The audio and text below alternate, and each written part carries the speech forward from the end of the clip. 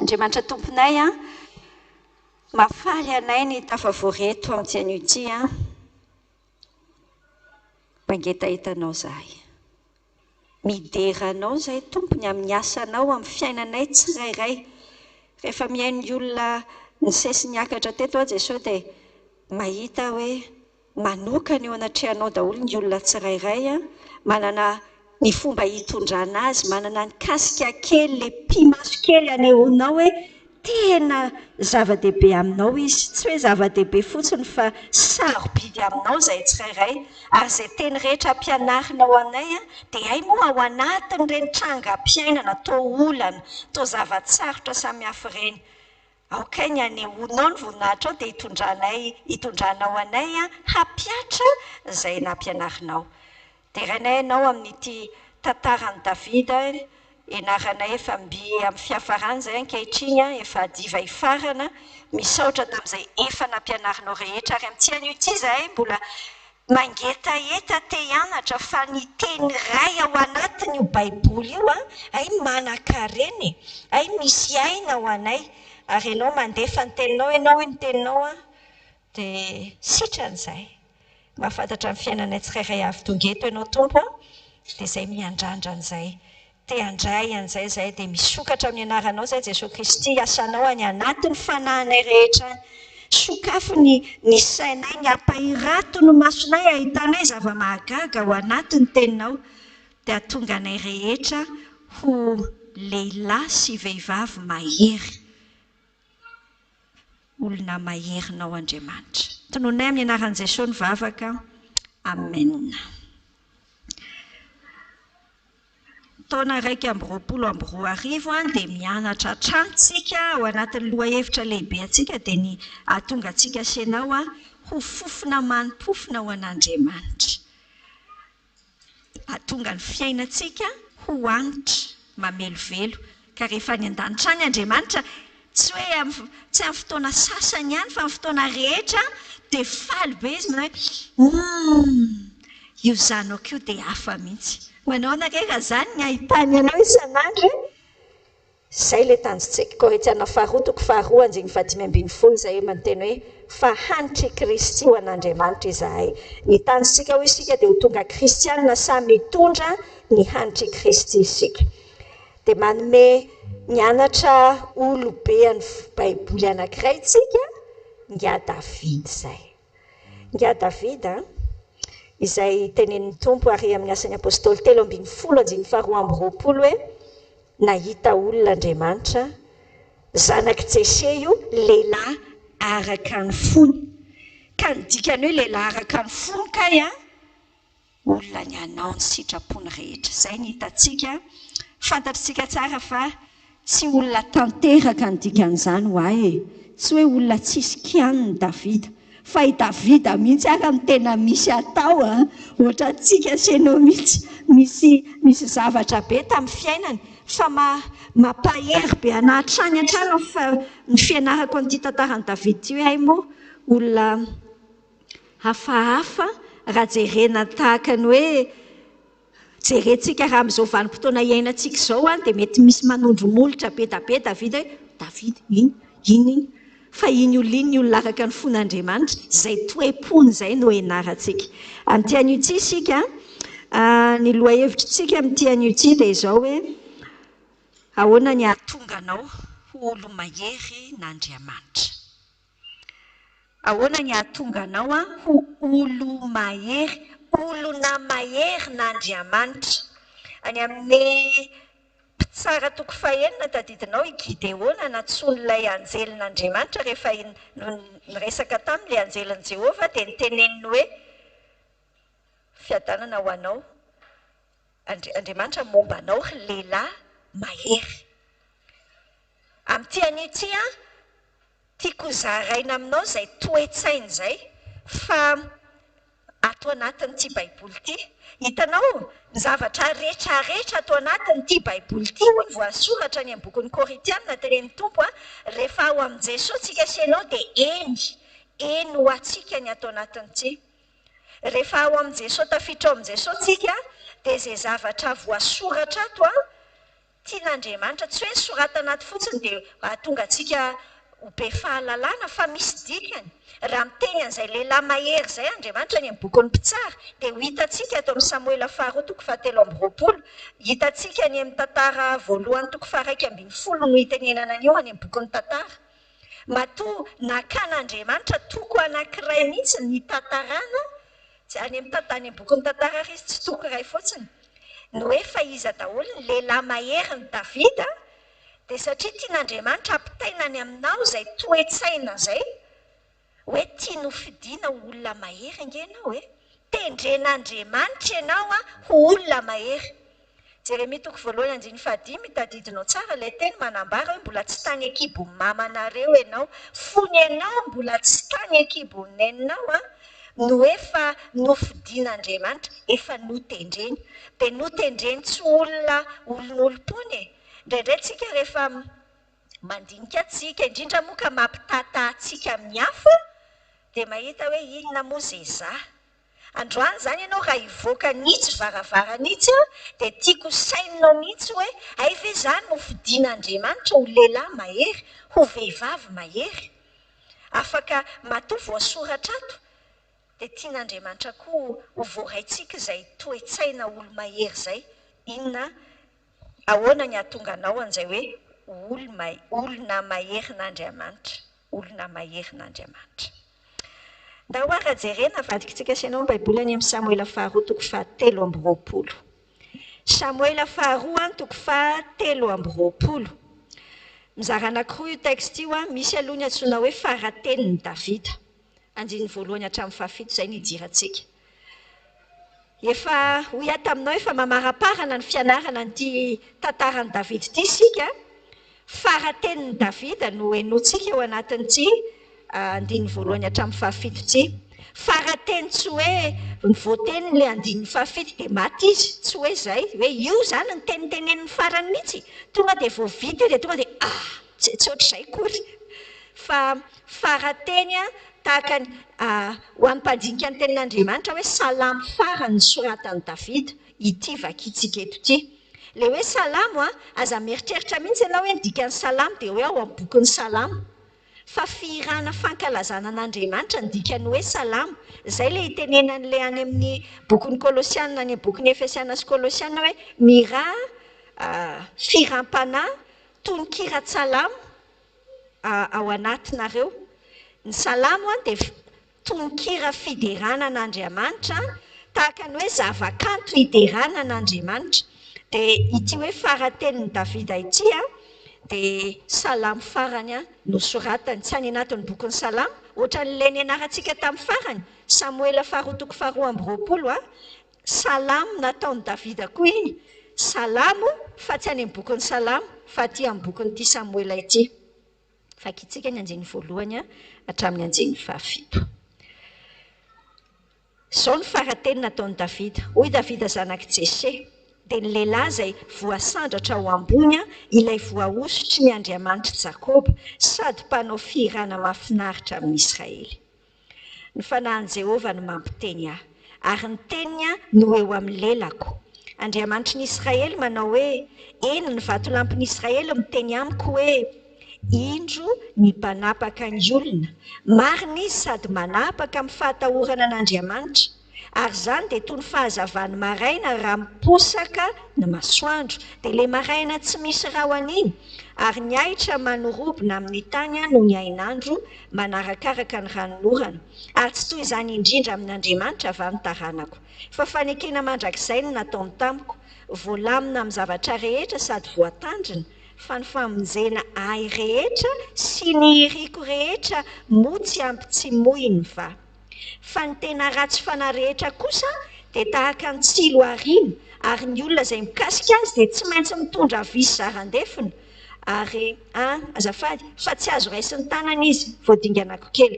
Ary ny olona izay mikasika azy dia tsy maintsy mitondra visy zarandefina, ary hodorana amin'ny afo avokoa amin'izay toerany ireny. Eo alohantsika asianao izany, fiafaran'ny fiainan'i Davida ny tantarainy eto. Eo amin'ilay andiny voalohany miteny ilay mpanoratra, bokin'ny Samuel ity eritreretina hoe Samuela no nanoratra n'ity boky ity, dia miteny le mpanoratra hoe hoy Davida zao ny farateny nataony Davida, hoy Davida zanaky Jese, dia ny lehilahy izay voasandratra ao ambony ary ilay voahosotry ny Andriamanitra Jakoba sady mpanao ny firana mahafinaritra amin'ny Israely. Ny fahitan'ilay mpanoratra ny Davida io teneny io, fa tsy hoe Davida akory no miseho mizesta na miseho miteny an'io teny io, fa manomboka eo amin'ny andinin'ny faharoa izay vao miteny Davida. Fa eto inona zavatra sotomintsika asianao? Samoavy amin'io fiafaran'ny fiainan'io daholo tsika. Eto zany neny Davida amin'izao fiafaran'ny fiainan'izao efa tena lahantitra vokandro izy zany teto. Mety 70 taona teo Davida zany tamin'ity 70 taona ny andro ny ainany. 70 taona izy nanjaka, 30 taona izy nanomboka nanjaka, tsinona. Ny fanontaniana mipetraka dia ity, raha ianao eo amin'ny fiafaran'ny fiainanao, inona re zany ny tena mitiana ny olona ny fiainanao ity?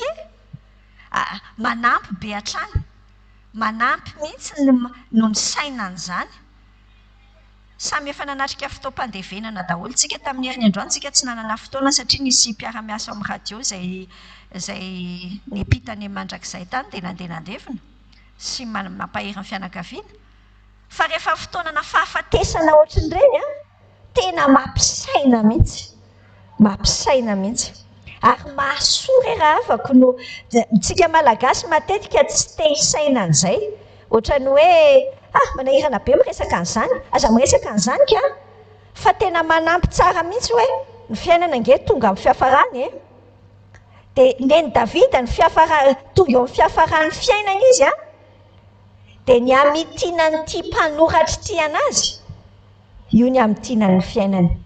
Ary nenao inona ny amitiana ny fiainanao?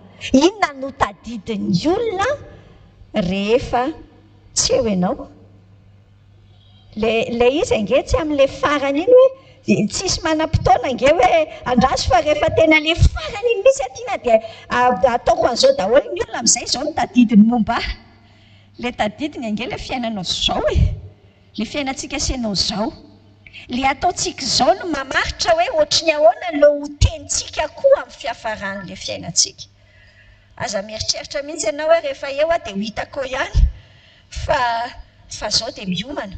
Ary mahafinaritra be ny nahitany'ity mpanoratra n'ity bokin'ny Samuela ity any Davida. Reto ny amitianany azy. Davida zanaky Jese. Tao anatiny tsaronao koa tamintsika nianatra ny Samuela faharoa toko 7 dia naverin'Andriamanitra taminy rehefa nanao ny fanekena tamin'ny Davida Andriamanitra, naveriny tsara taminy hoe fa taiza moa Davida no ndraisina. Taiza izy nalain'Andriamanitra. Indraindray adinodino mantsy izay rehefa tafavoaka be, rehefa tafa be ilay olona dia sao dia adino.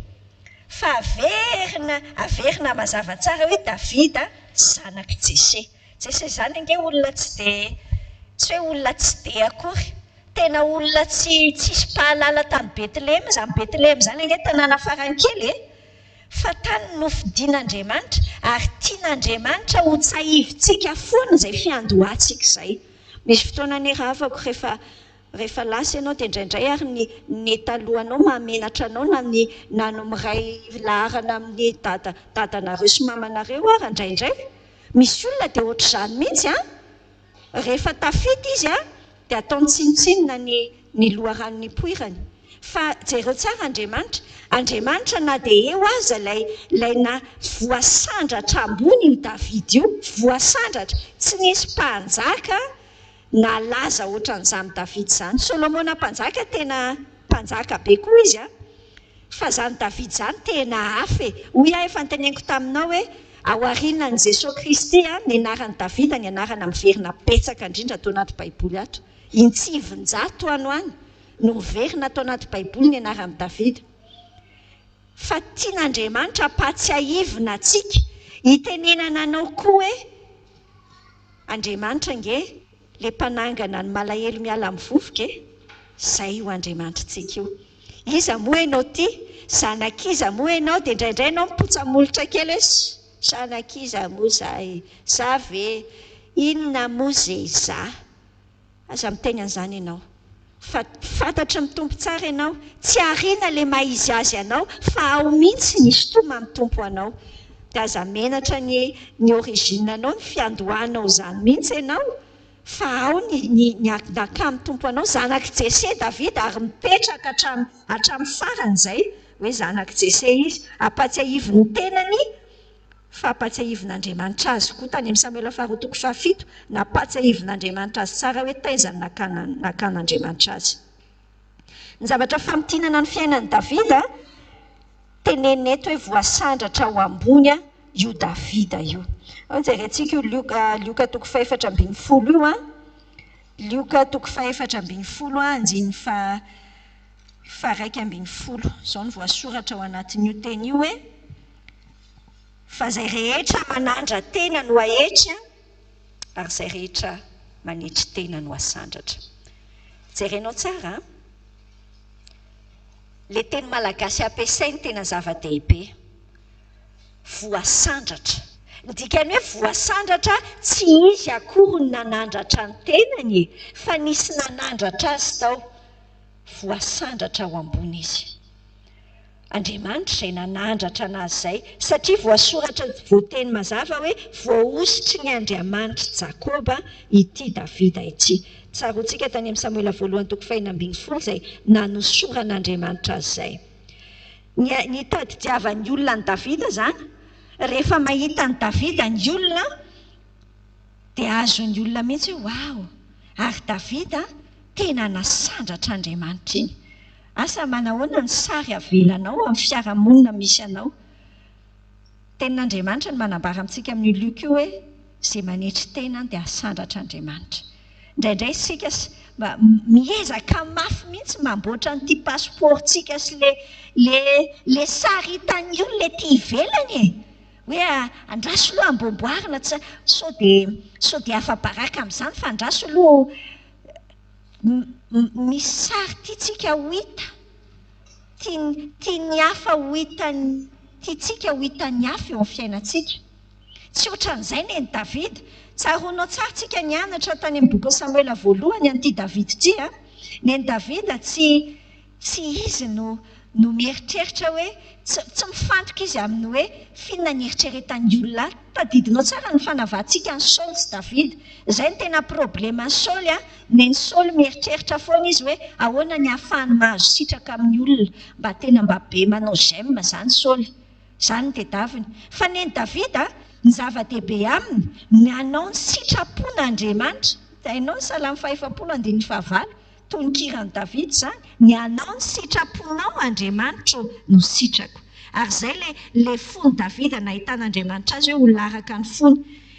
Izay le manetry ny tenatsika.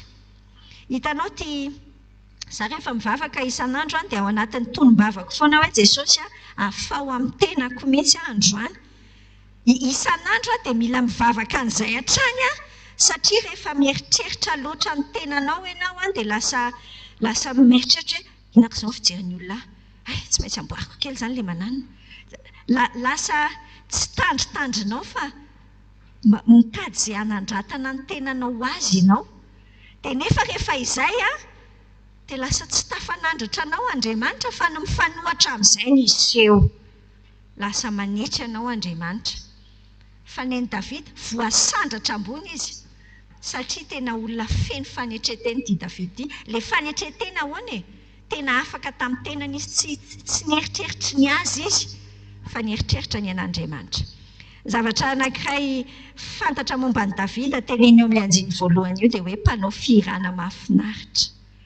Mahavariana any hitenenana an'izany atao anatin'izao hitanao tahaka an'ireny tsy hoe Davida mbola tsy maty eo mbola salamy farany fa misy fotoana rehefa le misy karazana fandevenana dia rehefa ao am-piangonana na ohatr'izany dia tenenina hoe ohatry ny ahoana ilay olona. Dia ity andiny voalohany ity izany tahaka an'izay le zavatra famitinana ny fahitan'ny hafa ny fiainan'i Davida. Mpanao fihirana mahafinaritra izy. Ianao ity inona izany ianao no tena mba fihirana ataonao? fa ny Davida firana mahafinaritra ny ataony. Tamin'ny fandarana vehivavy mendrika tamin'ny lakamisy ve nisan'iny le resaka hoe fa inona moa no refrain ataonao ty amin'ny fiainanao. Izay mihitsy le fandarana vehivavy mendrika tamin'ny lakamisy teo e. Inona ny refrain, inona ny ianao ny isan'andinina miverimberina ka tadidiavan'ny olona anao zany. Ny an'i Davida fantatry ny olona izy hoe mpanao firana mahafinaritra zany. Sao tsika senao ty sanatria tsy ohatr'izany. Ndao akatahaka amin'ny Davida fa ndao dia firana. Inona ny ianao tena mba hirahira eo bavanao eo sao dia monomonina lava. Hiteny vao miteny ianao dia efa ozy izy ny ohatrany hoe izay indray nareo rehefa hiteny ohatr'izay dia efa hafa indray izay. Fa tsika senao ndao jerena makatahaka an'ilay olona araka ny fon'Andriamanitra e. Mpanao firana mahafinaritra izy. Le mpanao tononkira-tsalama izy dia hoe ngamba ianao hoe tiana zany tsy mana-talenta be ohatry ny Davida hoe hanao poème be dia manao poésie dia manao izany tsinony reny salamo reny tononkira ohatr'izany. Fa tsy voatery zany fa ndao raisitsika mihitsy hoe za Jesao te hanao firana mahafinaritra eto amin'ity vavako ity. Hitanao hoe tenin'Andriamanitra ao amin'ny Kolosianina 4 io, ndao raisitsika io atsika sy ianao. Kolosianina 4:9 izao ny voasoratra ao amin'ny anaran'i Jesao hoe aoka ny fiteninareo ho amin'ny fahasoavana mandrakariva, ho mamy sira mba ho fantatrareo izay tokony havalinareo ny olona rehetra. Ty David ty zany rehefa ny atadiavan'ny olona azy dia mamy ange. Hainao ny dikan'izany hoe mahafinaritra, mampisy fahafinaretana ny miaino azy. Ndao sa misy saina mihitsy tsika hoe miaino anao ty moa zany zao mampisy fahafinaretana ve miaino anao sa mampitsoaka matanjaka. Indraindray mampitsoaka matanjaka ihany tsika sianao zao efa tena miova mihitsy tsika fa ho mamy sira, teny fahasoavana mandrakariva zany ohatra tsara raisitsika amin'ity Davida ty. Miampititsika amin'ny manaraka, inona ary ny tena fototry ny fahombiazany ny fiainan'ity Davida ity. Hitantsika eo amin'ny andinin'ny 7. Eo amin'ny andinin'ny 7 no hitantsika hoe Andriamanitry ny Israely manao hoe vatolampin'ny Israely miteny amiko hoe andraso aloha fa alohan'ny tenenako anao an'iny dia ilay andinin'ny 2 mifampitohy amin'ilay resaka manao firana mahafinaritra teo. Ny fanahin'i Jehovah no mampiteny ary ny teniny eo amin'ny lelako. Izay no mahatonga an'ilay miteny fahasoavana mandrakariva. Ny fanahin'i Jehovah no mampiteny azy.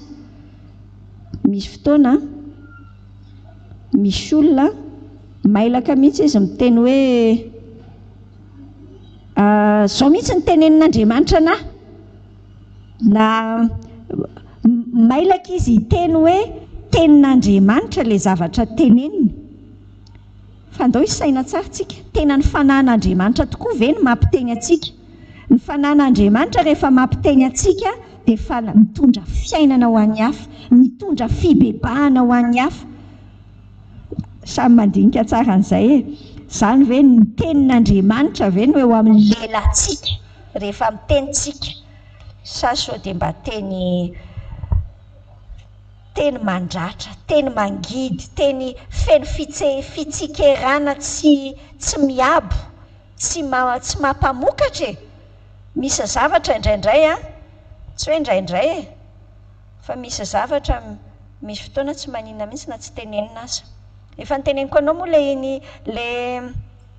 le zavatra anankitelo, sivana anankitelo iny amin'ny zavatra tenenina. Andraso averiko aminao tsara, ny sivana anankitelo ilaitsika ampiarina alohan'ny teny zavatra amin'ny hafintsika. Indrindra alohan'ny hitantarana zavatra amin'ny hafintsika. Voalohany, ilaina ve le zavatra? Faharoa, tsara ve le zavatra? Fahatelo, marina ve le zavatra? Raha ny ray amin'ireo fotsiny tsy tanteraka dia tsy manino hakombono ny vava. Aleo miteny zavatra mahasoa. Indao ary miampita amin'ny andiny fahatelontsika, inona zany tena fototry ny fahombiazan'ity David ity, mahatonga ny Davida ho mpanjaka maherin'Andriamanitra. tena mpanjaka hafa mihitsy ty Davidy ty dia jerenao tsara eo amin'ny andininy fahatelo hoe indro ny mpanapaka ny olona marina izy sady manapaka amin'ny fahatahorana an'Andriamanitra. Ireo toetra anankoroa ireo no mahatonga ny fitariana, mahatonga ny fitoerantsika eo amina toerana nametrahan'ny tompo antsika ho mari-toerana tsara, tsy hiozongozona.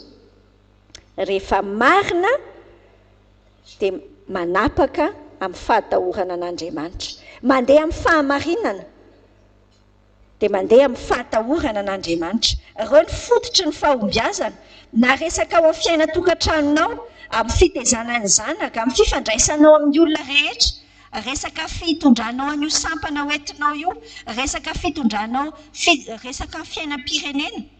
Io ny fototra nampahomby an'i Davidy. Tsy lesy nge tsy misy hoe zavatra manokana, zavatra efa haintsika tsara ihany. Mandeha amin'ny fahamarinana, marina dia manapaka, mandeha amin'ny fahatahorana an'Andriamanitra. Jerentsika nge ny mahazava-dehibe an'ity resaka fahamarinana ity eo anivon'ny firenena, eo anivona mpanapaka, mpitarika, indrindra na resaka firenena, fa tsika sianao any amin'ny sehatra rehetra metrahan'ny tompo antsika dia narantsika. Ohabolana toko 5:12 zao ny tenin'Andriamanitra hoe fahavetavetany eo mason'ny mpanjaka ny fanaovan-dratsy, fa ny fahamarinana no iorenany seza fiandrianana. Tarihan'ny tompo mihitsy ka isaina hoe ny fahamarinana no mahamari-pototra tsara an'io, tsy mampiozongozona an'io. Any amin'ny andininy 7 amin'ny toko 20, ohabolana toko 20 andininy 7 dia zao ny soratra hoe famindrapo sy fahamarinana no miaro ny mpanjaka ary ampitoeriny amin'ny famindrapo ny seza fiandrianany. Ny fitaka ataon'ny devoly izay tonga lasa ohatrany hoe mandeha ho azy amin'izao vanim-potoana iainantsika izao, tena avadiny ambony ambany mihitsy ny fahamarinana ny tenin'Andriamanitra. Dia lasa tonga aty anatintsika koa ilay izy indraindray, miampita amin'ny soko mangina aty anatintsika hoe vobe ianao raha mandeha amin'ny marina foana izany. Maika moa fa misy an'ilay tenin'Andriamanitra hoe aza dia marina loatra. Ny dikan'iny aza dia marina loatra iny ange tsy hoe manaova tsy marina e. Fa tsy ny marina rehetra no hoe filaza daholo ny zavatra marina rehetra, izay ny hevitra any amin'ilay teny, fa tsy hoe hiteny an'izay tsika hoe aza dia marina loatra ho ny dikany, tsy maninona ihany izany raha manao kolokolo kely, raha manao lainga masina e. Tsisy lainga masina izany mihitsy fa fitaky ny devoly fa avadiky ny devoly ny rasa isainan'ilay olona hoe ny fenitra mahatafavoaka ny fiainanao, mahatonga anao mari-pototra tsara hoe inona izao ny toeranao. Ay, ianao présidentan'ilay sampana, mba hahatonga anao voafidy amin'ny manaraka dia tsy maintsy efa miasa kely ianao mba manome kely an'ilay mpanao fifidianana an'ilay toeranao dia voafidy ihany ianao amin'ny manaraka. Izany daholo ny fanaon'ny olona ko ianao fa tsy anao. Izany le fitaka atao amin'ny devoly amintsika dia lasa ny akabiazan'ny toeram-pitondrana raha afaka na eo amin'ny lafin'ny fiarahamonina misy atsika, na lafin'ny ara-fiangonana aza, dia lasa ohatr'izany le mahatonga an'ilay olona ho eo amin'io, mampitarika io. Dia aiza ary ny andeha amin'izay loany ilay izy, fa tenin'Andriamanitra no miteny amintsika hoe famindrapo sy fahamarinana no miaro ny mpanjaka. Mifanohatra amin'izay ny tenenin'izao tontolo izao hoe ianao raha tsy mahay manjakazaka tsara sy manao lalapoza dia tavela eo ianao, lainga ny devoly izany. Fa andao tsika sianao amin'izay misy atsika rehetra mbola hijoro. Ao nge vakiantsika ny toko 7:20 andininy 2 amin'ny ohabolana ihany. Raha mihamaro ny marina dia faly ny vahoaka, fa raha ny ratsy fanahy no manapaka dia misento kosa izy. Andraikitra sy andraikitra ao mihitsy tsika sianao aloha mila mijoro hoe hijoro amin'izay sehatra andraikitra. Samy manana sehatra andraikitra nomeny tompo antsika. Mety eo anivona piraitam-po ange, mety eo an'ny tokantranonao, fa ao anatin'io ve mijoro marina ve ianao? Fa izay moa mitondra fifaliana ho an'ny manodidina ange. Fa rehefa tsy mijoro amin'izay tsika dia lalina be, fa misento ny olona. Lasa misy fijaliana miakatra moramora dia avy eo gaga daholo ary maninona ary izy ity tsy mandeha ay ilay ratsy fanano betsaka dia tena te handrisika anao a tsy fantatro na mety efa isifidianana miainga any ambadimbadika any a andao mandray andraikitra tsika mandray andraikitra ilay malagasy aloha izany dia mampalahelo kely mihitsy fa izy rehefa hiteny zavatra tsy mety dia tena voalohany izy mahita dia rehefa raikitra amin'izay ny fifidianana ohatra dia tsy hita mihitsy izy hoe nankray zary izy tsy mifidy tsika rehefa tonga amin'ny fifidianana zavatra tsetsatsetsy aritra iny dia tenenina tsika hoe raisitsika ny andraikitra ianao mijoro amin'ny fahamarinana dia sahia mandray andraikitra ho amin'izany mba hahatonga ny hoe betsaka ny marina betsaka ny olona mandeha amin'ny fahamarinana fa izay ny hahatonga ny fahasambarana ny firenentsika anie andao jerentsika reto tenin'Andriamanitra izay milaza ny amin'ny fahatahorana an'Andriamanitra reto ato am-boky ny ohabolana manan-karena be toko 9:7-10 any izao ny soratra ao amin'io hoe ny fankahalana ny ratsy angery avako ny antsoina hoe fahatahorana an'Andriamanitra izany fahatahorana an'Andriamanitra izany efa hainao foana izany tsy matahotra an'Andriamanitra mihitsy mba matahora an'Andriamanitra haintsika misosa eo mibavantsika fa ito fahatahorana an'Andriamanitra ito no fototra ny fototra nahatonga an'io Davidy io mpanjaka mahery nanana an'izay fanano fahatahorana an'Andriamanitra izay izy raha mampanangan-tanana izao tsika hoe izy aminareo izany matahotra an'Andriamanitra dia mazava ho azy fa ianao anangan-tanana fa tena matahotra an'Andriamanitra tokoa ve aloha tsika ity fa mitena ny tompo hoe ny dikany hoe matahotra an'Andriamanitra dia mankahala ny ratsy izay ny dikany hoe matahotra an'Andriamanitra andao mbola jerentsika ihany toko 7:10 ny fahatahorana an' Jehovah ny fiandoham-pahendrena raha hitanao amin'izao tontolo izao misy fahendrena voizina fahendrena izao ny fanekenany maizazy ny olona hono maizazy araky ny eritreretiny io ohatra izany io resaka LGBT io hoe lasilay vavy sy vavy mifanambady ho an'izao tontolo izao hoe tena tsy endry mihitsy ianao raha tsy manaiky an'izany fa zavatra izany ny fivoarana izany noho izy fahatahorana an'Andriamanitra ny fandoham-pahendrena rehefa tsy ao amin'ny fahatahorana an'Andriamanitra ny fototra tsisy fahendrena fa fahadalàna daholo ny ankoatr'izay fahadalàna zay reo ngeny toko 10 hoe miampita ianao toko 10:7-20 ny fahatahorana an'Andriamanitra no mahaela velona toko 10:7-20 fa ny taonany ratsy fanahy izy afoezina mampandroso be mihitsy ny mamaky an'ity boky ny ohabolana ity izany ny fahatahorana an'Andriamanitra no entiny amintsika mahaela velona vadio any amin'ny toko 4:20 indray ny baibolinao 5:20 sy 7:20 ny fahatahorana an' Jehovah dia fiarovana mahatoky ary ny zanany ahazo fialofana ny fahatahorana an' Jehovah no loharanonaina hanalavirana ny fandriky ny fahafatesana ilay fahatahorana an'Andriamanitra inona izany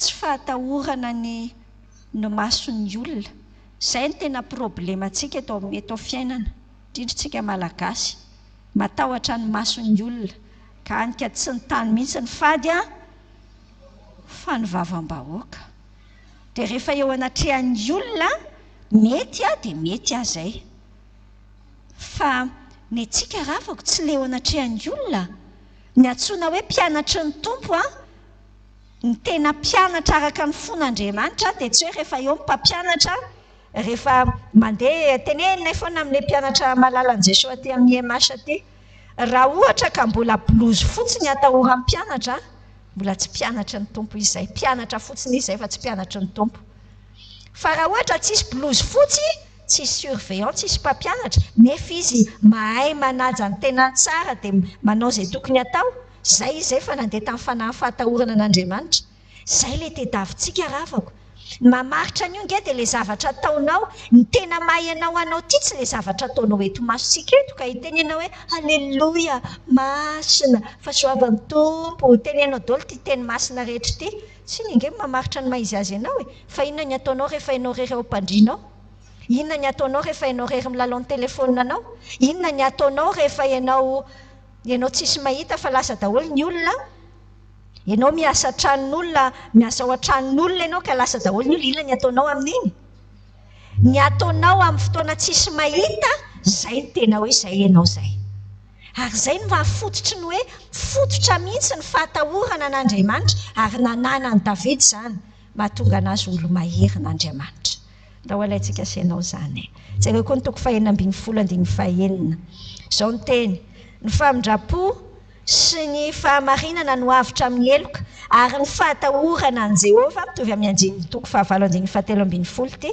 ny fahatahorana an' Jehova no analavirana ny ratsy indraindray ianao mieritreritra hoe ahoana ary ny ahafahako miala amin'ity fahazaran-dratsy sy ny sisy ty fenoy an'izay fahatahorana an'Andriamanitra zay inona mahatonga ny tahotra an'Andriamanitra ny anatinao ny fitombon'ny fahalalanao hoe fa iza Andriamanitra zay nge ny olana mahatonga nyity tsy mety zay no mahatonga hitanao zao ilay mpivarotra sy le tsy mpivarotra fa ny fanjakana zany zao amin'ilay sigara amin'ireny dia asiany an'ilay sarina ratsy tarebe iny amin'ilay tranona sigara satria mila azon'ilay olona mividy an'ilay izy hoe hitany masony hoe ay moa mivadika ohatry ity kelikely raha ohatra ka manao an'ity ny olantsika sianao ilay tsy misy an'izay sary zay any anatintsika hoe ay ity Andriamanitra tompoko ity ka tsy toa mahery Andriamanitra tsy azo vazivaziana fa tsy hitanao izy dia ohatrany ka tsisy maninona e avy eo avy tsy ameko hoe mifona fotsiny dia efa milamina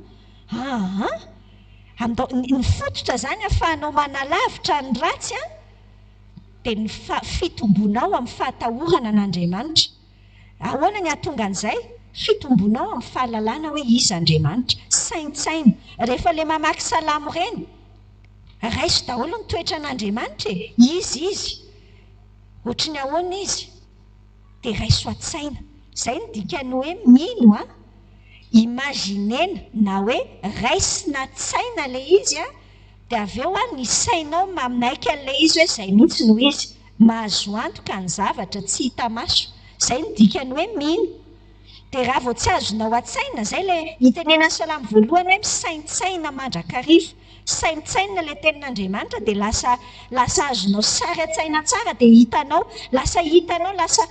lasa akaiky be anao mihitsy Andriamanitra dia tsy voizina be mihitsy tsony ianao hoe ahoana ary ny ataoko hialako amin'ity firesaka mijery film porno ty foana ohatra zany inge tena afaka hialanao mihitsy zany anananao ilay fanahy mahery saintsainao Andriamanitra dia misy fanantahotra an'Andriamanitra ao anatinao manafaka anao toko 7:7-7 zao ny soratra hoe ny fahatahorana an' Jehova no azahoana fiainana zay manana an'izany tsara be loatra tsy andro fotsy mba andro fotsy sady tsy hiaran-doza ianao zany marina reny tenin'Andriamanitra ndao tsika androso amin'ity fahatahorana an'Andriamanitra ity dia toko 2:20 ny amaranina io resaka fahatahorana an'Andriamanitra io andiny 4 zao ny soratra hoe ny valin'ny fanetretena sy ny fahatahorana an'Andriamanitra fahatahorana an' Jehova dia miara-mitenitsika sy ianao arena sy voninahitra ary fiainana finona moa fa tsy le tedavindra olombelona le katsahan'ny olona foana arena sy voninahitra ary fiainana inona ny tedavinao mihoatra an'izay ny devoly ampirantiranty anao hoe any atonga an'io ianao mandeha any amin'ny lalana tsitatsita maso any ihany lainga izany fahatahorana an'Andriamanitra sy ny fanetretena reo ny lakile an'ity Davida ity mamaritra tsara hoe fa ahoana natonga amin'ny Davida ny ainga tamin'ny mpiandriondry dia tonga mpanjaka izay tena ambony izay voasandratra ho ambony izay tena mpanjaka nanan-karena manan-karena be indrindra ilay Solomona zanany avy eo fa ny mpanjaka tety ivelany ary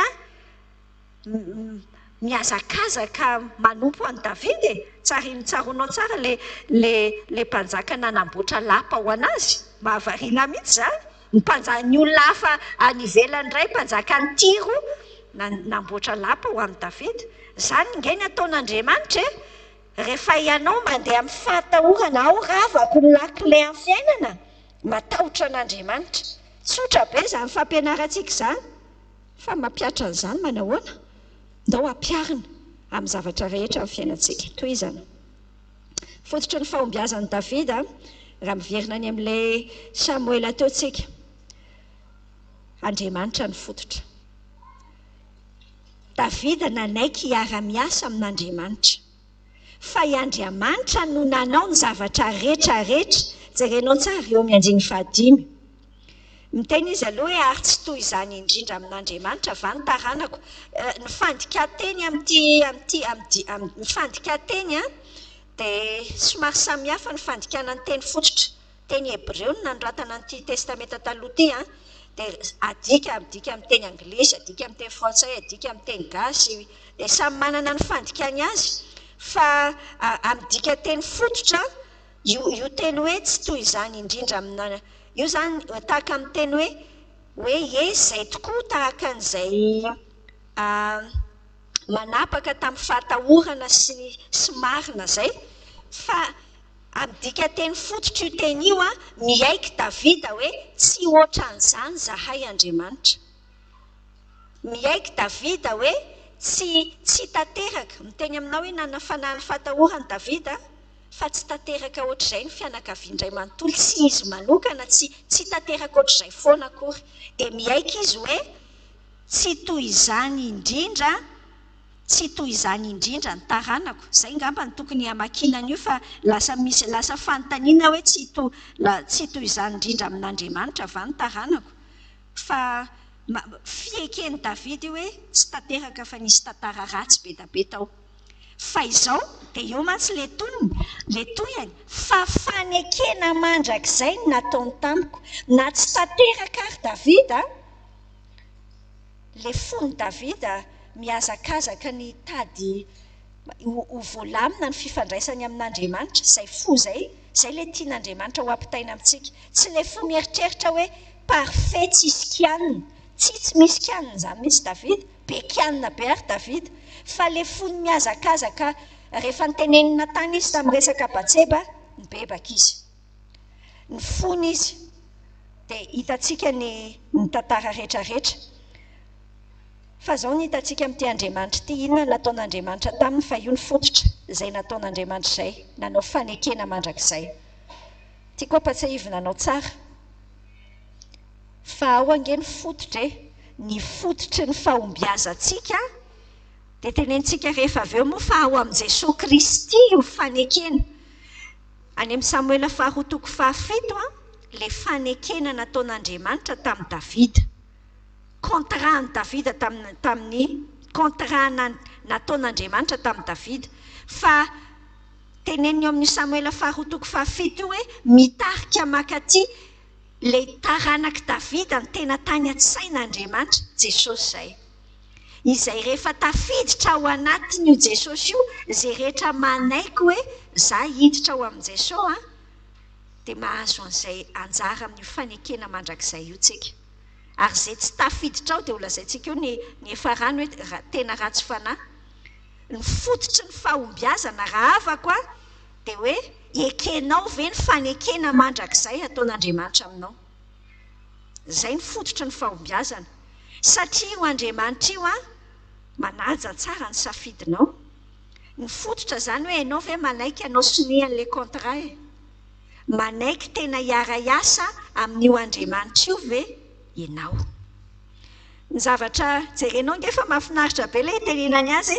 fanekena mandrakizay no nataony tamiko izay no nataon'Andriamanitra voalamina amin'ny zavatra rehetra sady voatandrina rehefa nandinika an'ity tena voaraiko any anatiko be mihitsy le teny hoe voalamina ny zavatra rehetrarehetra nataon'Andriamanitra tamin'ny Davida mijery todika ny fiainana izy zany dia mahita izy hoe voalamina tamin'ny zavatra rehetrarehetra rangala izy zavatra rehetra nalamin'Andriamanitra dia tsy hoe nalaminy fotsiny fa voatandriny azonao tsara moa dikan'izany hoe nitandremany tsy misy zavatra nisiosio fahatany izany mihitsy ny fiainan'i Davida ary fiainanao io koa nge tsisy misiosio fahatany voalamina indraindray ianao mahita masepotra be izany miara-mipotra daholo atony olana dia makasy indray aza taitaitra voalamina tsara io rehetrarehetra io ary voatandrin'Andriamanitra tsara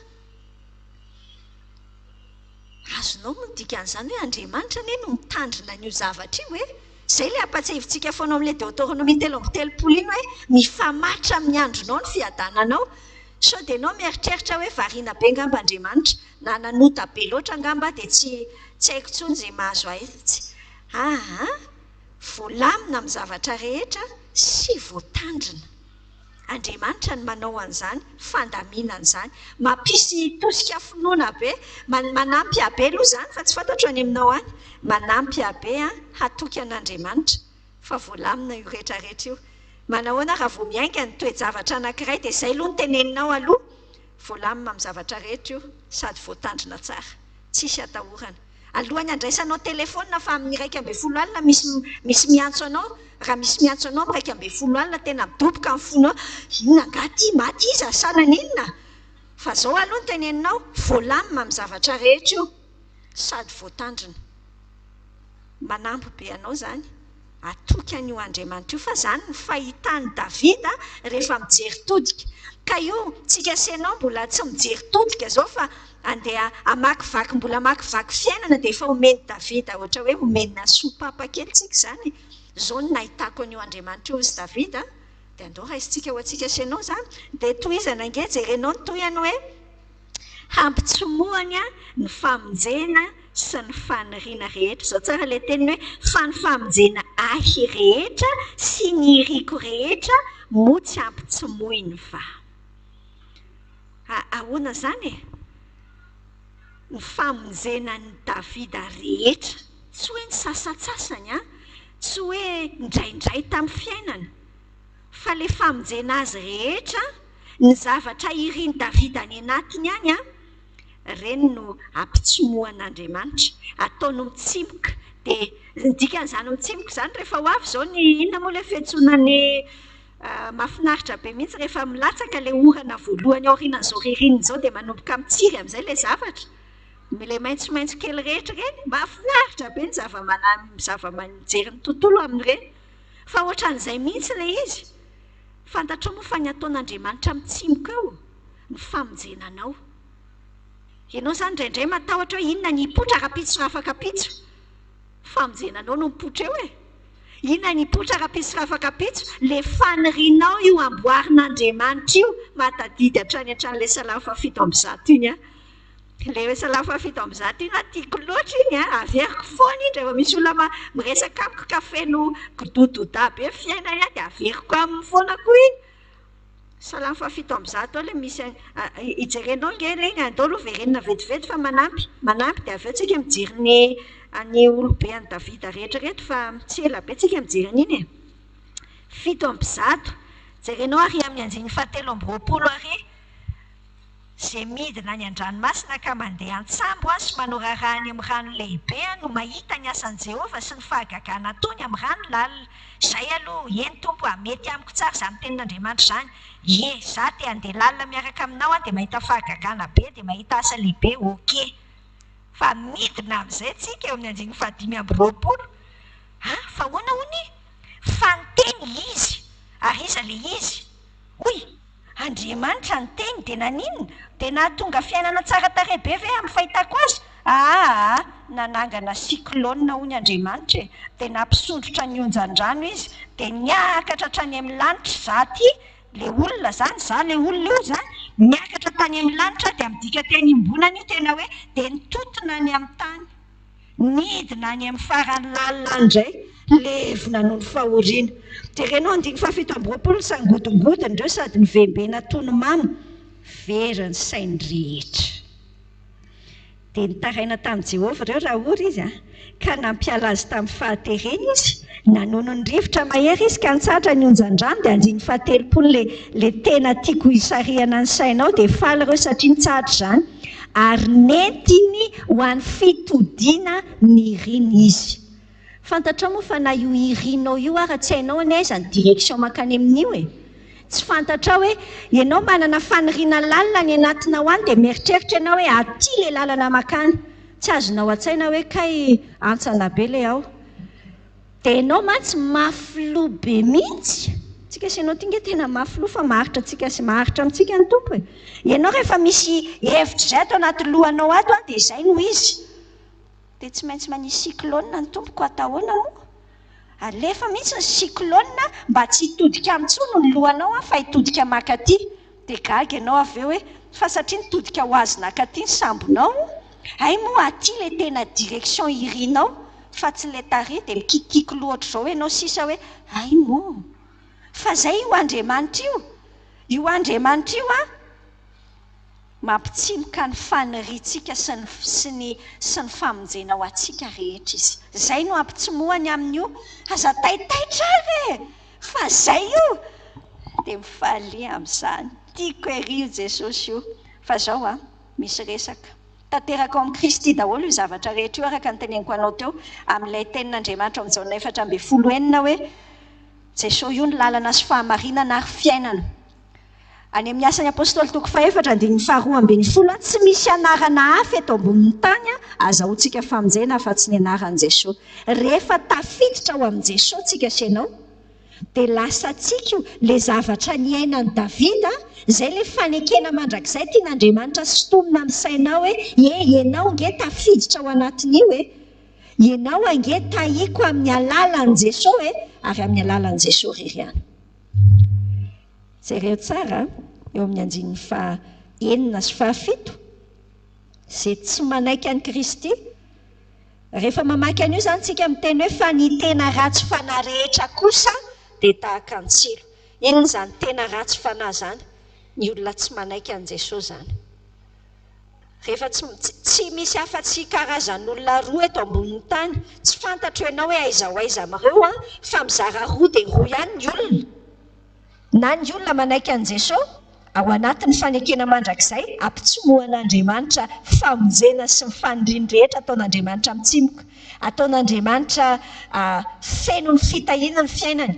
Misy cyclone mandeha fa azo antoka hoe amin'ilay tsara indrindra foana ny ao. Fa ny ankoatr'izay rehefa tsy ao amin'i Jesosy, ity zany tsy misy resaka hoe ny tiana zany kosa ny mafy loatra kosa fa aiza kosa fa mba misy mba hajao ihany ny azy hajao fa izay ny safidiny. Mba eo anelanelany nga tsy mety hoe za aloha tsy tena hoe mivavaka be fa za koa tsy dia manao ratsy. Lazaiko anao fa anankiroa ihany ny safidy na ianao ao amin'i Jesosy na ianao ratsy fanahy ny fahitan'Andriamanitra azy. Rehefa tsy ao amin'i Jesosy ianao dia ratsy fanahy. Aza eritreretinao hoe olona mpanao ratsy ny dikany hoe ratsy fanahy amin'ity ao anatin'ny tenin'Andriamanitra midindra amin'izao vanim-potoanan'ny fahasoavana izao. Ny antsoin'Andriamanitra hoe ratsy fanahy dia izay olona tsy manaiky an'ilay fanomezana tsara indrindra omeny antsika Jesosy izay. Raha ny Apokalipsy toko 2 moa mamaritra ny amin'ny fizaran'ny olona mazava. Averintsika vakiana fa manampy antsika. Hitako fa indro ny seza fiandrianana fotsy lehibe sy ilay mipetraka eo amboniny ny tany sy ny lanitra nandositra ny tavany ka tsy nisy toerany intsony. Inona no niseho tamin'io? Nahita ny maty fotoanan'ny fitsarana farany. Na ny lehibe na ny kely nitsangana teo anoloan'ny seza fiandrianana ary novelarina ny boky ary nisy boky anankiray koa novelarina dia ny boky ny fiainana izany. Ary ny maty dia notsaraina arak'izay zavatra voasoratra tao anatin'ny boky araka ny asany. Ary ny ranomasina dia namoaka ny maty tao aminy ary ny fahafatesana sy ny fiainatsita namoaka ny maty tao aminy dia samy notsaraina araka ny asany izy. Ary ny fahafatesana sy ny fiainatsita dia natsipy tany amin'ny fariafo, izany ny fahafatesana faharoa dia ny fariafo. Raha nisy tsy hita voasoratra tao amin'ny boky ny fiainana dia natsipy tany amin'ny fariafo izy. Hitanao anatin'ilay Samuela 2:7 teo hitanao ilay andininy fahafito farany. Ny olona izay mikasika azy izy dia tsy maintsy mitondra visy zara-ndefina. Ny zavatra raisiko amin'io hoe visy zara-ndefina. Tandremo ny fikasoana amin'izao tontolo izao. Fikasoana amin'ny olona tsy manana an Jesosy. Mila mitondra visy zara-ndefina tsika. Fa misy tsilo ireny olona ireny. Ny tiako ambara hoe aza ataonao hoe zatsika iaroaro amin'io tsy ohatr'izay fa mila mitandrina zany tsika fa mandratra be ireny olona tsy ao amin'ny tompo ireny. Tsy hoe mandratra ny fonao fa ianao efa blindé. fa mitarika anao misy tsilopozina. Hitanao misy karazan-javatra. Ny tsilo raha misy an'izany hoe misy tsilo mety mahajamba le amin'ilay fotsifotsiny iny. Fa mila manao blindé tsara ianao. Rehefa fantatrao fa olona tsy ao amin'ny tompo no iresahanao dia hoy ny tenin'Andriamanitra hoe miomana anao izay mahamendrika tsy ao anatrihan'ny tompo any fa eo anatrihan'ny manodidina koa tsika. Dia miomana ao amin'izany. Hitanao amin'ny andinin'ny farany eo amin'ny tapany farany hoe hodorana amin'ny afo avokoa amin'izay toerany ireny. Izay ny fiafarany ratsy fanana tianao na tsy tianao dia ampatsiahivontsika fa misy ny afo be tena misy fa tsy hoe fampitahorana ny gabesola tamintsika mbola kely akory ty. Tena misy ny afo be. Ary tena miandry mandrakizay an'izay olona rehetra tsy manaiky an'i Jesosy. Mampisaina antsika sy ianao izany fa mahatonga antsika sy ianao hitory an'i Jesosy mihitsy koa amin'ny manodidina. Ataontsika sy ianao hijery an'ilay lehilahy maherin'i Davida. Tsy ela be tsika mijery an'ireto anaran'ny lehilahy maherin'i Davida. Lehilahy maherin'i Davida misy 3 lahy aloha voalaza mazava voalohany eo amin'ny andinin'ny 19 hatramin'ny andinin'ny 20. Ny zavatra tiako hisarihana ny sainao dia ireto lehilahy mahery reto voalaza any amin'ny tantara voalohany 12 ato amin'ity. Tsy hoe ireo ange tonga dia hoe mazy tonga dia mahery be. Tediavintsika ny fiandohan'ireo olona ireo. Ndao any avadio any amin'ny Samuela voalohany 2:20 ny baibolinao dia hitanao ny fiatombohan'ireo hoe Davida niala. Samuela voalohany 2:20 Davida niala teo ka nandositra nakany amin'ny Zoy ny Adolama. Nanomboka nandositra ny Saoly Davida tamin'ity mbola izy rery aloha. Fa noho ny nandrehan'izany ny rahalahiny sy ny mpianakavindrainy dia nidina tany aminy ireo tao anatin'ilay Zoy any Adolama. Hitanao amin'ny andinin'ny 2 miara-mamakintsika sy ianao hoe raha nahita ianao ary izay mahantra rehetra sy izay mpitrosa rehetra ary izay manana alahelo am-po rehetra dia nivory tao aminy. Ary izy ny tonga mpife azy ka dia tonga tokony ho 700 olona ny tao aminy. Fantatrao moa fa io ny netomboa ireo lehilahy maherin'i Davida ireo, io netombohan'ny zareo. Ohatra antsika sy ianao ihany izy izany ko. Ahoana izy izany hony? Le olona mahantra rehetra, mpitrosa rehetra, ohatra za mihitsy izany tompo, le manana alahelo am-po tena za koa. Azonao no tiako ambara. Izany ange ny netombohan'ilay lehilahy mahery sao dia eritreretina hoe tonga dia avy ametrahan-tanany mahery ianao. Fa rehefa nifankazatra tamin'i Davida tao ireo tenin'ny tenin'Andriamanitra ato mihitsy hoe zany zavatra tena tahaka ny hoe ny ambikambony. Izay nge le nakany amin'ny Davida ny ambikambony fiarahamonina. Le olona nalohan'ny fiarahamonina tsy afa-po tamin'ny fiainana rehetra tany. Izay no navadika lehilahy mahery. Ohatra ny ahoana ianao izany izao. Ianao ve sao dia mbola amin'ny Samuela voalohany 2:20 misy ianao hatreto. Sao dia mbola ireo olona ireo ianao le mpitrosa dia le manana alahelo am-po dia le mahantra. Sa efa tonga aty amin'ny Samuela 2:17 ianao efa ho tany saina amin'izay hoe ireto ny olo mahery n'Andriamanitra dia ao ny anaranao. Mahafinaritra be ao anatin'ity tantara amin'ny Samuela 2:17 ity ay moa ny zavatra rehetrarehetra ataontsika ny raha avako ka voamarika Andriamanitra tsara voasoratra ny anaty boky any mihitsy. Inona daholo ny nataonao voasoratra? Tsy misy mandehandefa tany averina aminao tsara ilay tenin'i Jesosy hoe na rano mangatsiaka iray vera ary nataonao an'ny tompo iny. Voasoratra. Efa any tsara ilay fitanisana azy. Ny zavatra anankiray mahafinaritra be amin'ireto resaka lehilahy maherin'i Davida reto koa lehilahy anankiray kay no nanao zavatra dia nitondra fandresena ho an'ny fanjakana manontolo. Te hisarika ny sainao hoe ianao ange olona manokana nataon'Andriamanitra amin'ity taranaka indray mihira ity amin'izao génération izao. Manana ny toeranao mihitsy ianao. Indraindray ianao ohatrany te hisitrika kely any amin'izay sitrihanao any mieritreritra hoe izay ataoko dia inona moa no tena zava-dehibe amin'ny ataoko e. Faseho amin'ny tompo ao anatin'ny 19:27 hitan'Andriamanitra tsara ianao ary kay moa ny fandresenao fandresen'ny kristianina rehetrarehetra. Fantatrao moa fa rehefa mandresy ianao any an-danitra any a fifaliana be fa le fiombonan'ny kristianina amin'ny génération anao mihitsy no mandresy rehefa ianao no mandresy zay renao fa reto lehilahy mahery reto a tenentsika eo zao ny anarany rehefa avy eo fa olona tsirairay reny izy fa nahatonga fandresena lehibe tamin'ny Israely. Ianao nge zany mitondra fandresena lehibe indraindray ianao a tsy azonao an-tsaina ny toeranao ao anatin'ny fanjakan'Andriamanitra nge ianao fa ny anarantsika tsara zany hoe resaka toe-tsaina fanjakana tia miresaka miaraka amin'ny Jesosy ty ao anatin'ny fanjakan'Andriamanitra ianao a dia tiako ampatsahivina tsara ianao hoe olobe an'ny fanjakan'Andriamanitra. Tsy ireharehanao zany satria ny maha olobe anao dia noho Jesosy ao anatinao dia ianao a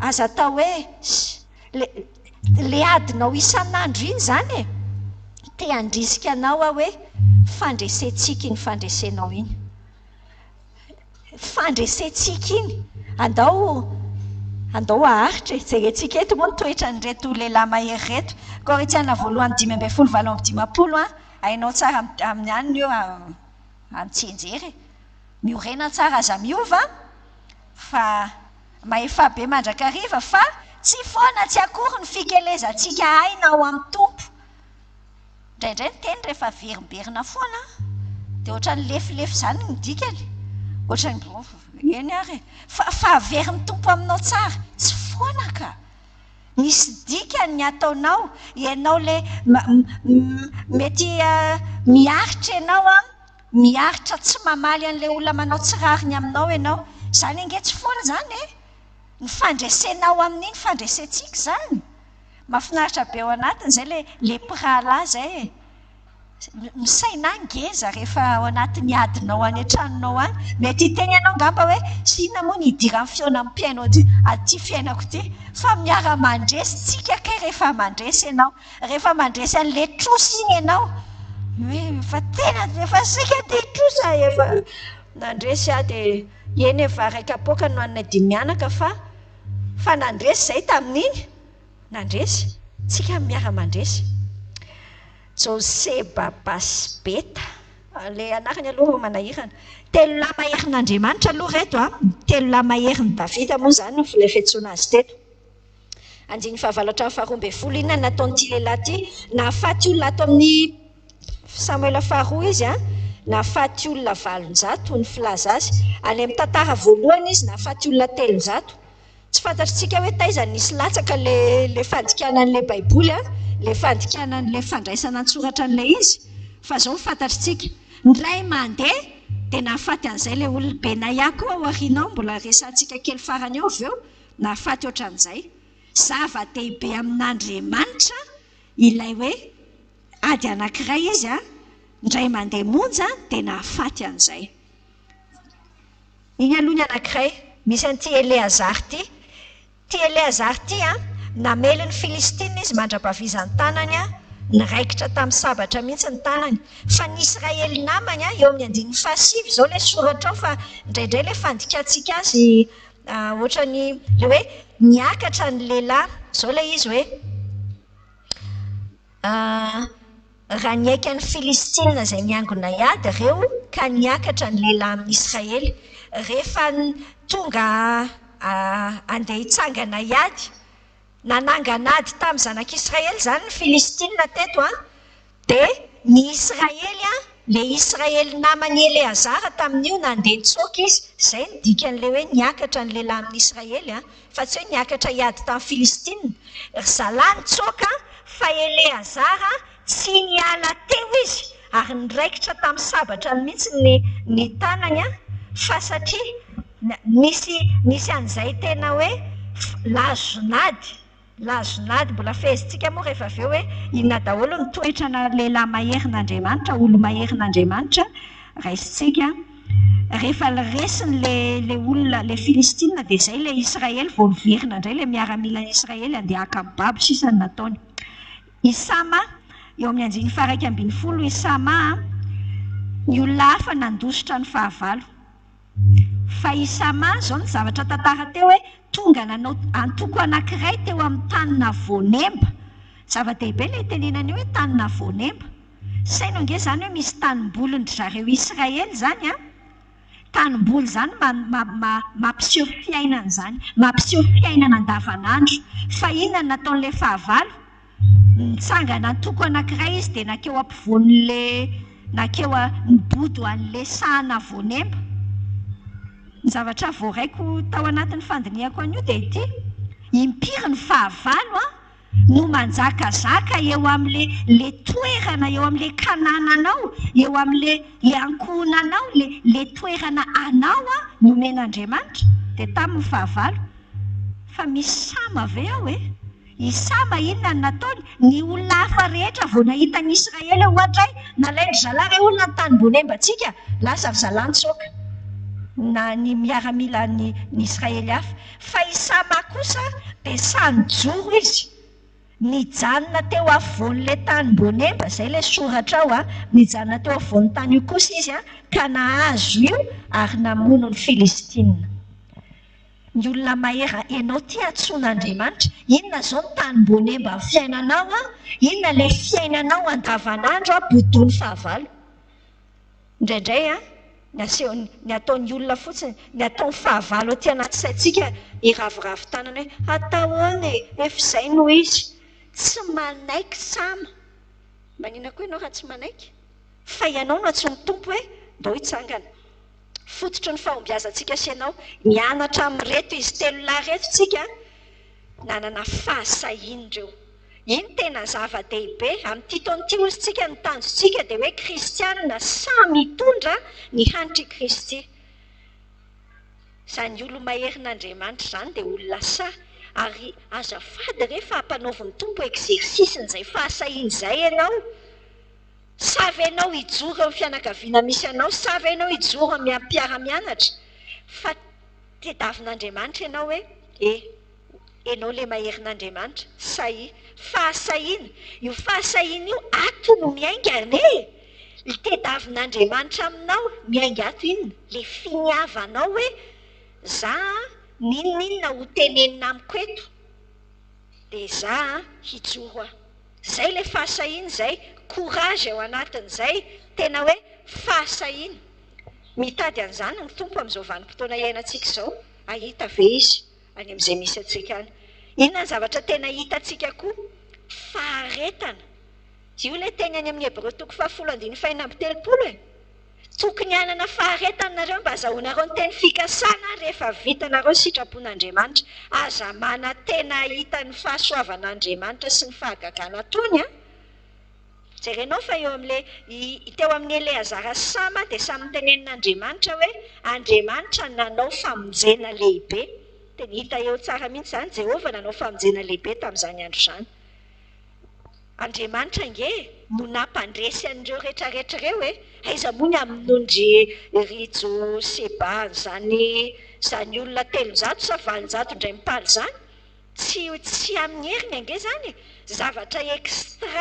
zavatra extraordinaire ndikany mihoatra noho ny voajanahary zany ary tian'Andriamanitra omenanao zany zay no mahalehilahy maherin'Andriamanitra olona maherin'Andriamanitra tsika fa izao no takian'Andriamanitra misy fahasahiana ve any misy faharetana ve faharetana nge io le izy aminao hoe io le tsy anana io le tena mifanohatra amin'le fiainana ankehitriny zao dia zao zay daholo fa andao hianatra an'izany zay te olo maherin'Andriamanitra dia mianatra faharetana aza tonoana dikany hoe faharetana miandry amina toe-po tsosotra zay ny dikany hoe maharitra inona nataonry zareo nijoro na dia niala avokoa aza ny hafa rehetra eo tena zava-dehibe mihitsy satria matetika mijery ny manodidintsika jerentsika aloha ahoana ny filinana ilay izy bebe olona manaraka anintsika ohatra ny tsisy manao mihitsy ilay izy zakotsy anao zany inona ny ataonao anaraka mibe sy ny maro ve ianao ka rehefa mibe sy ny maro mitsoaka ny olana dia ianao koa fa hitsoaka tena tsy ny tompo mihitsy tsika hijoro na miala avokoa ary ny zavatra rehetra ny olona hafa rehetra mijoro hiaro ny efa nomen'Andriamanitra atsika jereo kely hoe azafady ny tanimbonemba tady ho bodony fahavalo any jereo kely daholo dia nitsangana mijoro mety manomboka mivavaka ianao averiko Andriamanitra amin'ny anaran'i Jesosy mety anjakazakany olona angamba ny tany bonemba ny vadinao inona ny tianambara fa mety lasandry zavavy le vadinao sa lasandry zalahy dia inona dia anao fa hiteny fotsiny hoe dia atao ahoana izay no izy ko alaifo zay misy mila anao mijoro le fahasahinao sy le finiavanao no andrasa amin'ny tompo dia manao asa lehibe amin'ny fiainanao amin'ny tompo. Lasantsika senao fototry ny fahombiazany misy ao amin'ny andiny 7:20 hatramin'ny 7:20 misy andreo 3 lahy mahery 3 lahy malaza avy tamin'ny 3 lahy misy andihana olona samihafa zany atao anatin'ireto olo mahery ny David reto samy manana ny kategoriany. Misy aloha le 3 lahy tena tahaka ny hoe héros zany olo mahery be zay le nitatansaitsika voalohany teo. Dia misy indray le 3 lahy malaza tamin'ny 3 lahy misy 3 lahy izay ho tanisaina eo amin'ny andiny 4:20 hatramin'ny 9:30 moa io misy anaran'olona be da be tsy hay vakiana ao anatin'io fa tenenin'Andriamanitra zava-dehibe indraindray mamaky ny any rehefa misy mitanisa anarana ohatr'izao indraindray dia ohatrany vizana be tompo mamaky an'ilay izy fa ny tompo nefa tsy vizana nanoratra azy ahafantarantsika hoe ay moa olona nanan-danja tamin'Andriamanitra any amin'ny fitantara amin'ny tompo fiainana any zany any amin'ny bokin'ny Malakia misy an'izay hoe manana cahier de souvenir ange Andriamanitra any ve zao ny anaranao any koa mino ahafahany anaranao manao zavatra mihoatra inona ny ataonareo mihoatra no sasany soratan'Andriamanitra zany le lehilahy maherin'Andriamanitra.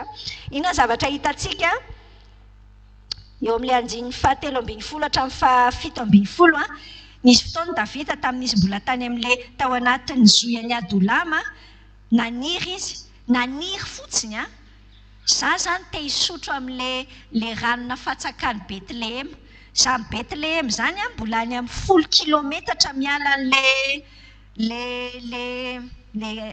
le zoyany Adolama io mbola mihoatra noho izany aza tsy misy hoe mandeha bus zany hoe andehana kely mandeha taxi be tsy naniraka mihitsy an'ireto olona reto Davida fa naheno an'izay le vavalatsaka nienin'izy 3 lahy reto i Abisay sy Benaya moa lazay tsy voalaza hoe iza le fahatelo tsy hay na Joab ave le fahatelo fa i Abisay sy Benaya le anankiroa amin'ireto lehilahy anankitelo mahery reto fa rehefa naheno an'izay izy 3 lahy dia inona nataony lasa ry zareo niazakazaka nandeha nefa le fatsaka le Betlehem nobodon'ny Filistina tamin'io nandeha namakivaky ny fahavalo nanao zay fomba rehetra nga moa zany mamaka rano any amin'ny fatsakana zany nga zany alaina kely ohatr'izao dia mitsoka le izy nge zavatra fatsakana alaina atao ohatr'izao hoe fatsakana lalina zany tena nanao sakrifisy be zareo anika rehefa tonga le rano dia tsy nisotroany Davida le izy fa nataony fanatitra ho an'Andriamanitra satria zany no mendrika le sakrifisy le fahafoizana nataon'ireto olona reto. Zavatra hitantsika toetra tsara tarehy noraisin'ireto iraka reto tsy nirahany Davida akory raha moa zareo dia tsy tena mety loatra le hoe iraka ireo fa zay kely nisoratako fa azafady fa tsy hitako tsara noraisy no iraka ho azy ireo nataondry zareo mission ny faniriany mpanjaka nataondry zareo hoe antondraharaha ny afaly an'i Davida tsy nitotalindry zareo mihitsy ny amin'ny tenany fa ny saina manontolo ny afaly ny mpanjaka izy zany ny toe-tsain'ny olo maherin'Andriamanitra tsy hitanao ny toe-tsain'ny kristianina betsaka mahatonga ny tsy fahombiazana amin'ny fiainantsika mieritreritra hoe inona reny minimum ohatra zany fa maninona ary ny olona niteantany foana hoe ahoana sitrapon'Andriamanitra ve le mizipo sa le mipataloha atahoana moa ny any hitanao matoa ny olona misy olona mieritreritra ohatr'izany dia tahaka ny te eritreritra hoe inona ny minimum azoko atao an'io Andriamanitra io dia atafiditra ny lanitra atraiza fotsiny zavatra tsy maintsy ataoko dia ataoko izay dia tafiditra ny lanitra tsy izany ny antsoina hoe ahatonganao olo maherin'Andriamanitra, tsy izany.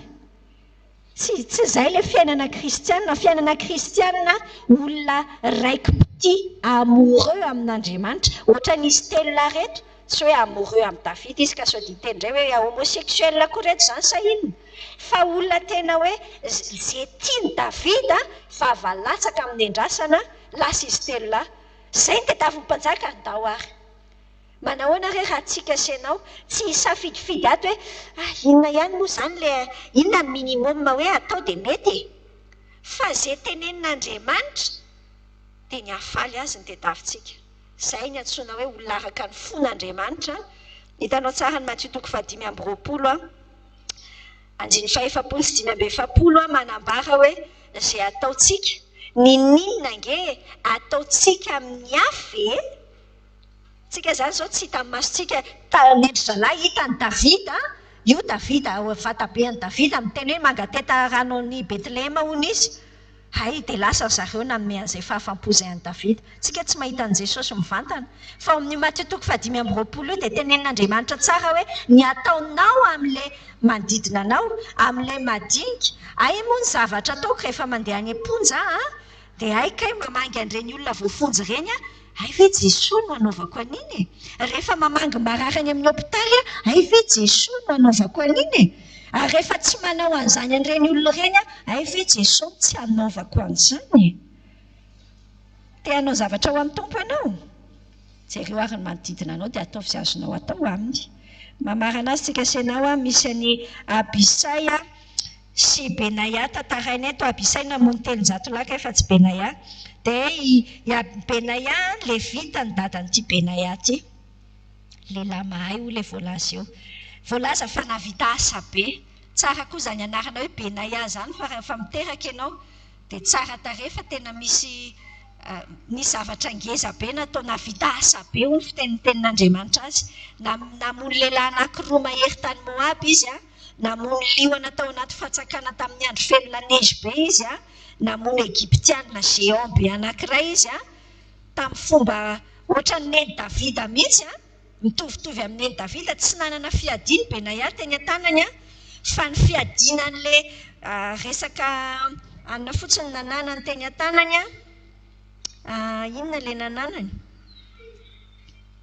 nosariany tamin'ny lefona teny an-tanany zavatra kely fotsiny teny an-tanany fa avy eo ilay fiadian'ilay Egyptiana ihany no nalainy dia namonony anazy.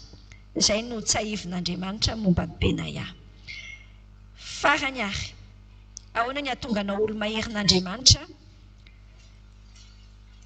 Ao anatin'ny olana riavako ny voan'ny olo mahery. Ataovy tonga soa ary ny olana anao. Fa Andriamanitra nampianatra anao androany hoe ahoana ny ahatonganao olo mahery? Tendren'Andriamanitra olo mahery angenao tsy olona osaosa. Tsaroanao tsara ny tenin'Andriamanitra fa tsy fanaosa angeny nomeny anao fa fanahinana re fanamahery sy fitiavana ary fahononam-po. Dia aza taitaitra ianao fa ao anatin'ny olana ireo rehetrarehetra voatanisy ireo fitansanany tsy nijerentsika ilay fitansanany 24:39 teo ireo markenao anatiny fotsiny mariantsika fotsiny misy hoe Uri ao anatin'ilay olona tao. Isan'ny lehilahy maherin'i Davida nge Uri vadin'i Batseba fa niresantsika iny tamintsika nianatra ny tantara iny. Ao anatin'ny olana io mijoro ianao, ahoana ny ahatonganao ilay olona maherin'Andriamanitra mijoro ianao na miala avokoa aza ny hafa rehetra. Izay ny zavatra hitantsika tamin'ireo olona nitononona manokana ireo. Olona tsy matahotra olana izany tsy matahotra olana. Dia izao indrindra vonina ho faty ho an'ny mpanjakany. Izany toe-tsaina izany. Tsika sy ianao ny fivavahantsika kristianina malagasy dia tafiorina tsara amin'ny isan'ny tena nampiorina ny fivavahantsika ny fisian'ny martiora teto amin'ny firenentsika. Manahoana re raha amin'izao fotoana izao no misy an'izany indraindray tsika sy ianao voenjika kely fotsiny dia efa voenjika azy dia za hiala ary izany dia isaky ary indray ihany mandeha fa tsy antsony hitanao tsy manana faharetana ianao tsy vonina ny aritra fa zany tena toetsain'ny olo-mahery zany vonina no faty sy ho an'ny mpanjakany zany. Mandray andraikitra, miasa ampinoana amin'ny fitiavana ary tena mahatoky hatramin'ny farany. Mandray andraikitra. Tsika senao zay, ny olo-mahery zany, olona natao hitarika, dia tsika senao zany mahatoky fa voarainao ny bitsiky ny tompo aminao hoe Jehova momba anao ry vehivavy mahery, Jehova momba anao ry lehilahy mahery. Tsy soa toko fahenina misy an'izay, tsara toko fahenina misy an'izany, dia amaranantsika azy. Ndao hivavaka tsika senao dia avadika tsika vavaka izay hoe tompo aza manomboka zao, mba tena olo mahery ao an-trano ao tsy hijanona amin'ilay Samuela voalohany 2:20 hoe olona feno alahelo-po foana, olona mahantratra kely, dia olona mpitrosa lava. Fa ianao ilay hotononona zao hoe olona mahery. Izay ny etombohan'ireny olona ireny, fa aty amin'ny fiafaran'ny fiainany dia voarakitra fa lasa niova ireo, lasa olona mahery. Vavaka tsika. Andriamanitra rainay mideranao zahay fa velona sy mahery ny teninao, maranitra noho ny sabatra ho lela mampisaraka ny aina sy ny fanahy.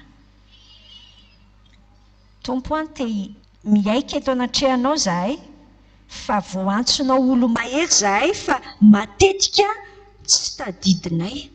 Ary indraindray tena mifanohitra mahery mihitsy ange tompo ny fiainanay mifona aminao amin'izany zahay tompo misaotra ny amin'ny ohatra nomeny Davida, misaotra ny amin'ny antoka kay fa ao aminao no nahatonga ny Davida nahomby, nahatonga ny Davida nanana lehilahy mahery tahaka an'ireo, satria nanahaka an'ilay Davida ihany koa reto lehilahy mahery reto. Andriamanitra dia miasa ao anatinay tsirairay, mahafantatra ny mety fahalemenay, ny mety tahotray, ny mampiororo anay, mahatonga anay misitrisitra kely. Andriamanitra mitiany io dia ravako amin'ny anaran'i Jesosy zany dia tononoko amin'ny anaranao tompo fa mivelatra ao anatiny tsirairay avy ny fanahy mahery, ny fanahy fitiavana ary ny fanahy fahononam-po. Dia rainay ianao miasary ao anatin'io sehampiainana io. Ay ve, io olana ampisehoanao fiainanay io, ahafahanay mivoaka ho mahery, ahitany olona hoe ay tena voasandratra ambony, fa sandratra Andriamanitra ao ambony zahay reto e. Andriamanitra miasary ianao. Atanjao amin'ny fanahinao mihitsy ilay toepanahinay tsirairay avy hijoro tsara amin'izay toerana misy anay. Mety haka an'ilay tany bonemba anay mihitsy bodony ilay fahavalo. Tompo amin'ity an'io ity raisinay ny andraikitra. Tsy hialangalana zahay, tsy hitsoaka adidy dia tsy hitsoaka olana, fa hatrehanay io. Mety olanao fanambadiana, mety olanao fifandraisana amin'ny mpiray-tam-po, amin'ny mpianaka, amin'ny fiainanao, mety olanao ampiasana. Hoeto ananana faharetana, fahasahiana zay Jesosy.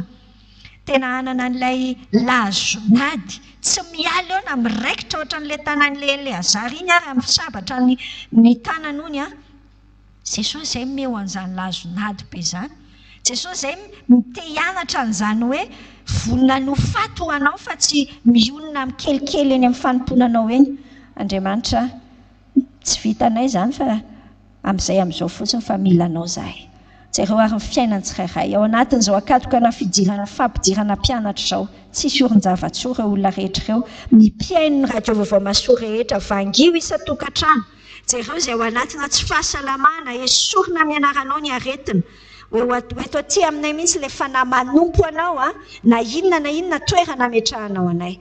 Andriamanitra dia jereo daholo izay ao anatina terina arabola rehetra, na mety resaka hofatrano, resaka trosambangy, resaka fivelomana ohatrany tsy dia mandeha sy ny sisa. Tompo tononoko amin'ny anaranao ny fisokafana ao anatin'io dia afaka mivelatra ny fiainany tsirairay. Jereo ny tanora malalanao, mety misy ao anaty fialan-tsasatra, ao anaty fanomanam-panadinana, ao anatina fiatrehana zavatra samihafa, fa fanahy fahendrena daholo izay rehetra hiatrika ny fiainanay mahery. Ohatran'ilay hiran'ny rizany enonay tery amin'ny voaloha, tompo hoe mahery ao aminao. Wika anay tsirairay avy zany fa rehefa izay zahay ohatran'ny mahalemilemy mihitsy dia izay hika satria ao aminao ny herinay hoe mahery ampiarahanay mivavaka na ampianarinao ny vavaka ary. Rainay izay any an-danitra. Ho masiana ny anaranao. ho tonga any ny fanjakanao. Atao aneny sitraponao ety an-tany tahaka ny any an-danitra. Omeo anay io ny anasaza ho anay ary mamelany ilokay tahaka ny namelanay izay meloka taminay. Ary aza mitondra anay amin'ny fakapanahy fa manafanay amin'ny ratsy. Anao ny fanjakana sy ny hery